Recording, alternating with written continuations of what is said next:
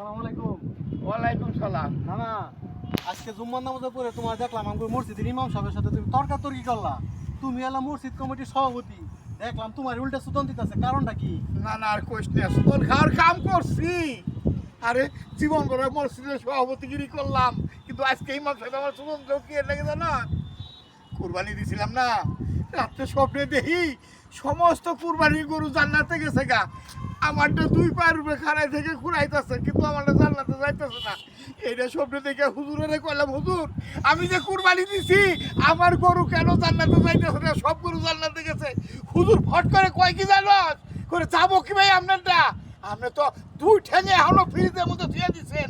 হ্যাঁ এখন কত দিই আসলে তো দুই ঠেঙে আমি ফ্রিজে ধুয়ে দিছি, এখনো নতুন ফ্রিজ কিনছে তোর নানি, বুঝছস? এই কুস্ত তো হালকা ফ্রিজের মধ্যে আছে, এই কুস্তের নাকি আমার গরুটা এখনো জান্নাতে যাইতেছে না।